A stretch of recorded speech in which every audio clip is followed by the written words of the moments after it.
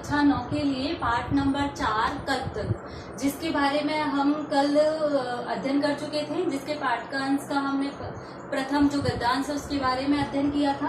और हमने जाना कि देखिए जीमूत वाहन जो होते हैं वे जीमूत केतु के पुत्र होते हैं और वह कल्पतरु वृक्ष की सेवा से प्राप्त होते हैं, उनकी सेवा करते हैं जीमूत केतु और उनसे वह उत्पन्न होते हैं। अब देखिए जो जीमूत वाहन जो होते हैं वह क्या होते हैं, वह बहुत परोपकारी स्वभाव के होते हैं, बहुत परोपकारी स्वभाव के होते हैं। तो वो संसार में जब देखते हैं और उनकी परोपकारिता के जो स्वभाव को देख करके जीमूत केतु पहले तो उनको क्या करते हैं, उनको राज्याभिषेक कर देते हैं, उनको अपने सिंहासन पद पे बिठा के उनका राज्याभिषेक कर देते हैं, राजा बना देते हैं उनको। जब वो राजा बन जाते हैं तो वो प्रजा के अंदर गरीबी को, दरिद्रता को देखते हैं तो वो बहुत दुखी होते हैं और वह सोचते हैं कि हमारे जो पूर्वज थे उन्होंने जो जीमूत ये कल्पतरु नामक वृक्ष है जिसके बारे में हम अध्ययन कर रहे हैं, ये बहुत ही कैसा था, जो हम इच्छा मांगते थे इनके सामने, जैसे पूजा करते थे वो इच्छा पूर्ण करते थे। तो वो राजा सोचते हैं जीमूत वाहन इस वृक्ष ने हमारे पूर्वज हैं उन्होंने ऐसा काम नहीं किया जिससे ये संसार में प्रजा में जो फैली हुई है गरीबी वो दूर हो सके। ठीक है, उसके बारे में इस पाठ में बताया गया है। कुछ अंश हम कल पढ़ चुके थे। आज देखिए आगे अपनी बुक ओपन कीजिए और ध्यान से सुनिए। एतत् आकर्ण्य जीमूत वाहन है चिंतित, ऐसा सुनकर के जीमूत वाहन सोचने लगे, अहो इदृशम अमर पादपम प्राप्य भी, अरे ये तो बहुत आश्चर्य की बात है कि अमर पादप नामक वृक्ष को प्राप्त करके भी पूर्व पुरुष अस्माकम तादृशम फल किमपि न प्राप्त, पूर्व जो पुरुष है हमारे लिए वैसा फल कभी भी प्राप्त नहीं कर पाए। किंतु केवलम कश्चित देव कृपणे कच्चित अपि अर्थदित, किंतु केवल कुछ कृपण यानी कंजूसी, कुछ धन का ही अर्जन कर पाए। तद अहम अस्मात् कल्पतरो अभिष्ट साध्यामि इति, तो मैं क्या करूंगा, इस कल्पतर से अभिष्ट इच्छा मांगूंगा या अभिष्ट इच्छा की पूर्ति के लिए क्या करूंगा, साधना करूंगा इसकी।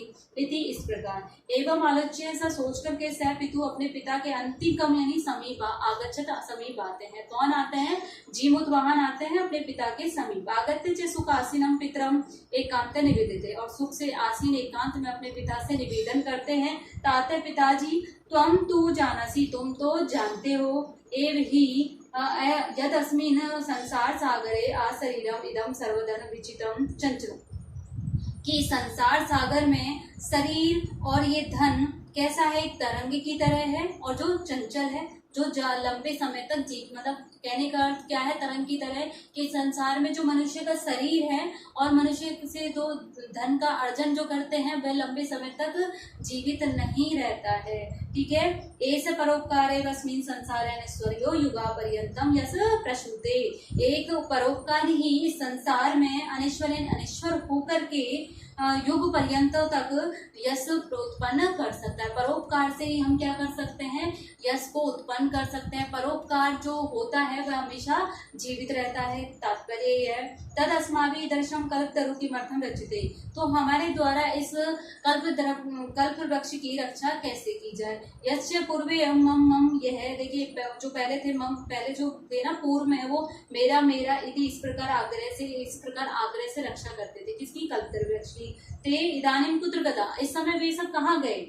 तेषां कक्षा में, यह किसका है, ये कहते थे अस्य वा कहते, ये इसके वे कौन थे, तस्मात् परोपकार फल सिद्धते, इसी प्रकार मैं इसकी परोपकार की सिद्धि के लिए तुम्हारी आज्ञा से, किसकी आज्ञा से, जीमूत केतु की आज्ञा से, इमं कल्प पादपम, इस कल्प पादप की आराधना करूंगा। कौन कहते हैं, जीमूत वाहन कहते हैं, उनके पुत्र अध पित्रा, इसके पश्चात पिता इति अबुद्धि ज्ञानात् से जीमूत वाहन है कल्पतरु, इसके पश्चात वे अपने पिता की आज्ञा पाकर के जीमूत वाहन कल्पतरु यानी कल्पतरु वृक्ष के समीप आकर के वाच बोले, देव देव त्वा अस्मत् पूर्वे शाम अविष्ट कामा पूरिता त्वमेकम कामे पूरे, कि तुम्हारे द्वारा जो पूर्व में अविष्ट यानी अनेक बहुत सारी अविष्ट इच्छाओं की, कामनाओं की पूर्ति की गई, लेकिन उनमें से एक इच्छा की पूर्ति नहीं की गई।